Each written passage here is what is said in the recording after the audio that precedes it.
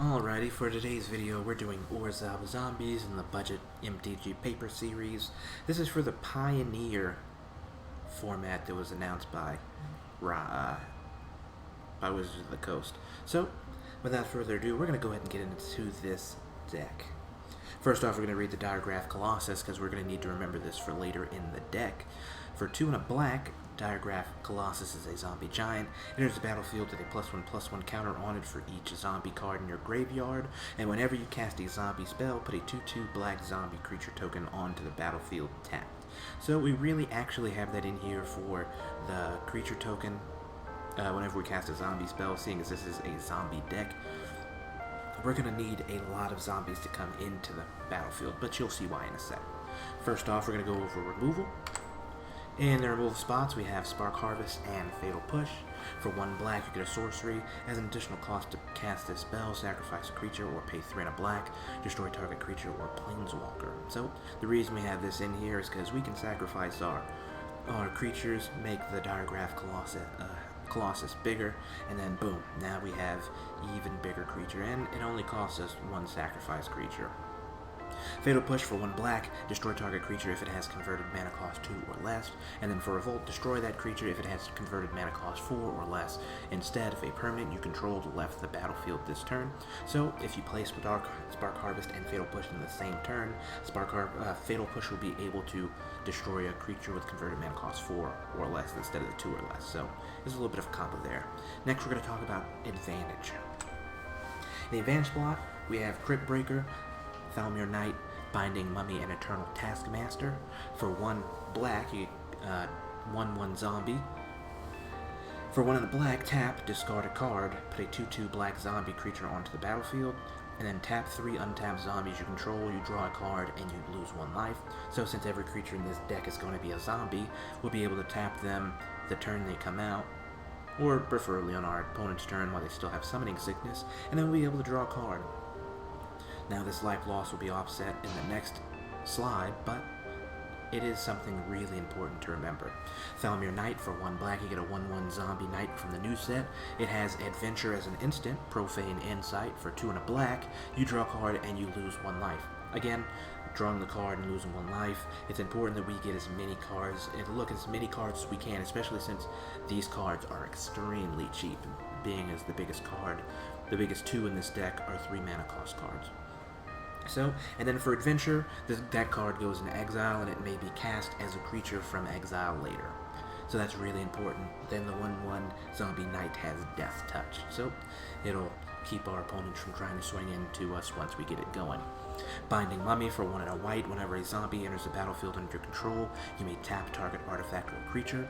Lucky for us, this does not say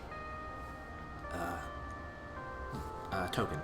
So because of this, the tokens made by Crypt Breaker, the tokens that are made by the Diregraph Colossus, these all cause us to be able to tap creatures and artifacts of our opponents.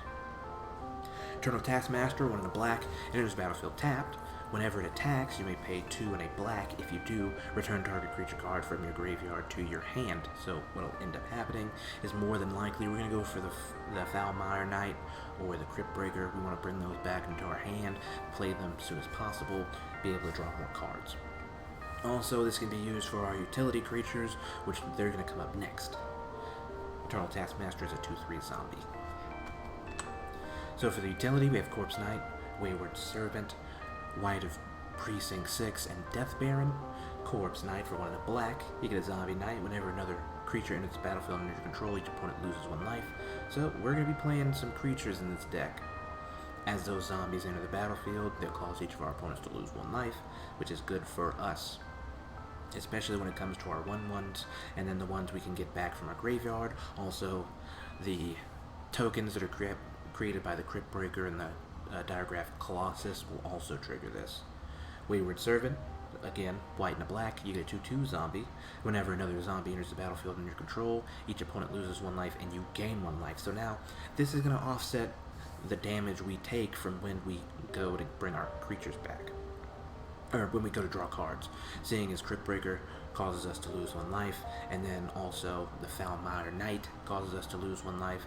This allows us to make up for that life we lost. White of Precinct 6, for 1 and a black, you get a 1/1 zombie. And it gets +1/+1 for each creature card in your opponent's graveyards. Now, since we have 8 removal spells in the deck, we have a chance to make it a 9/9, and that doesn't include creatures that die from when we swing with the Death Baron. Death Baron is a 1, for 1, a black and a black, you get a 2/2 zombie wizard. Skeletons you control and other zombies you control get +1/+1 and have Death Touch. Now, since all the creatures in our deck are zombies, and also the 2 token creators make zombies, they will all get +1/+1 and have a Death Touch. So, that is super important, because what we're going to do is we're going to play this, then we're going to swing. The creatures that don't die, or the creatures that do die, excuse me, will be able to get back by the Eternal Taskmaster, and then the ones that don't die will again have Death Touch. Now, what we would like is a way to give our creatures vigilance, but keeping this mana cost as low as possible. I just like the way this works. Next we have our lands. We didn't include basic lands, but here are our 4 different types of lands. Evolving Wilds, just to thin the deck. It's a land, tap, sacrifice Evolving Wilds, search your library for a basic land card and put it on the battlefield tapped, then shuffle your library. So, the reason we have this is because we have 6 basic lands in the deck, and then this allows us to thin some, seeing as now we only have 56 cards that we need to go through to be able to get our utility creatures. Orzhov Guildgate is a gate, enters the battlefield tapped, and then you can tap for either one of our colors, which is important. Plaza of Harmony, when it enters the battlefield, if you control 2 or more gates, you gain 3 life. What's good about that is it doesn't say different names. So if we have 2 Orzhov Guildgates, then Plaza of Harmony comes down, we gain 3 life.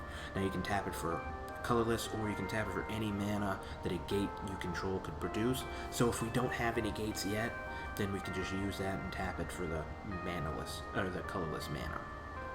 Scout Barrens is a land, enters the battlefield tap it. When it enters the battlefield, gain 1 life, and then add white or black. So that is the entire deck. I haven't had a chance to play it yet. It's actually really cheap, coming at just below 46 bucks in paper, so it's definitely a must pick up. There are plenty of different ways you can make this deck better. Of course, since it's budget, you can also include cards like Rankle, and then that'll allow you to sacrifice a creature every turn, but force your opponents to sacrifice a creature, and then I would drop one of the Spark Harvest for that. But there are plenty of different ways you can go with this deck, but being budget, I just wanted to show you what I think about the new Pioneer format.